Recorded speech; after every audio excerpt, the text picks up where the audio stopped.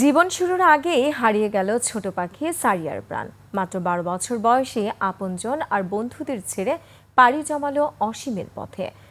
বাবা মার শোকে পাথর, ভাই স্মৃতিকাতর আর বন্ধুরা বিমর্ষ। মেয়ের ছবিতে চোখে চোখ রেখেই চোখের জল শুকান বাবা। রিপোর্টে আরও জানাচ্ছেন আকবর হোসেন সুমন।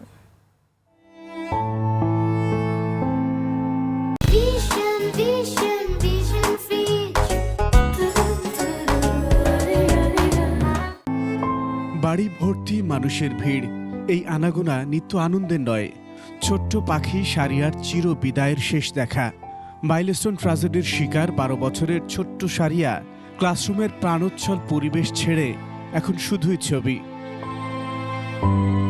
রফিক মোল্লার বাড়িতে শোকের মাতম, আত্মীয় স্বজন প্রতিবেশীদের নীরব উপস্থিতি নিছক একফালি সান্ত্বনা বই আর কি।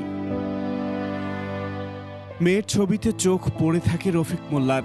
পাওয়া গেছে, সন্তান মারা গেছে, এই গেলাম সত্তর নিয়ে আসলাম আর। নিহত সারিয়ার সহপাঠী ভাইটাও স্মৃতিকাতর বোন হারানোর শোকে। বোন আমাকে বলছিল যে তোর চিপটা আমারে দিয়ে দে, আর তুই তারপর একটা কিনে নে, তুই পরে আবার একটা কিনে নিস। আমিও যে কোচিং টাইমে একটা কিনে নিয়ে এসেছি। এখন তারপরে আমি আসার সময় দেখি আমার মাথার উপর দিয়ে অনেক বড় একটা বিমান যেতেছে। তারপর আগুন বাজেছিল পিছনে। তারপর দেখি কি আমাদের সেকশনটা না পুরো ইয়ে হয়ে গেছে। বাড়ির উঠানে শূন্য চেয়ার, মানুষের নিঃশব্দ পদচারণা সারিয়ার কবরকে আরো নিস্তব্ধ করে দেয়। আকবর হোসেন সুমন, ২১ টেলিভিশন, ঢাকা।